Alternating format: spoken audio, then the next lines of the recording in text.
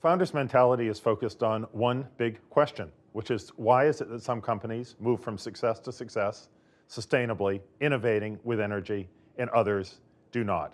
And it arose in our minds from the clash of two major statistics, which are both remarkable. One is that only 1 in 9 companies in the world now achieves even a modest level of sustained and profitable growth for 10 years, even though all aspire to it. The second statistic is that right now, about 85% of executives say that the main barriers to achieving their growth goals are internal, controllable to them, not market factors or competitors. So much of it tracks back to what we call the growth paradox, which is that growth creates complexity by its very nature, yet complexity is the silent killer of profitable growth.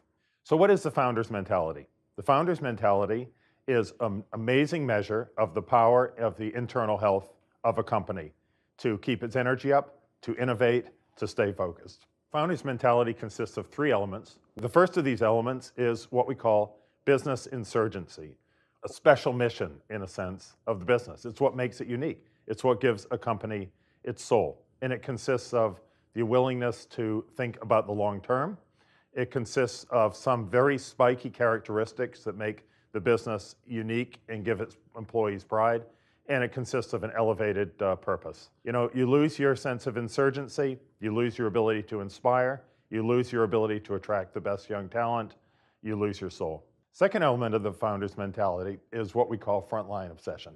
This relates to obsession with the customer, obsession with making the people at the front line of the business the heroes, and incredible intellectual curiosity about the detail. Every great founder had it.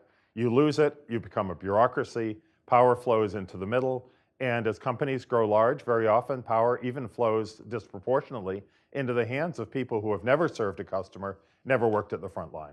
The third element of the founder's mentality is what we call the owner's mindset. This is an obsession with speed, an enormous abhorrence of the trappings of bureaucracy, and an incredible willingness to take responsibility for every dollar and focus on the simple measures of cash flow. It's the rocket fuel that propelled private equity, and it's the rocket fuel that propels many of the great companies. Taken together, these 3 things have enormous impact. Companies that have the founder's mentality for the past 15 years performed better in the stock market, and companies that have strong characteristics of all 3 dimensions of the founder's mentality are 5 times more likely in any year to be a top quartile performer and to be the places where the great young talent really wants to work.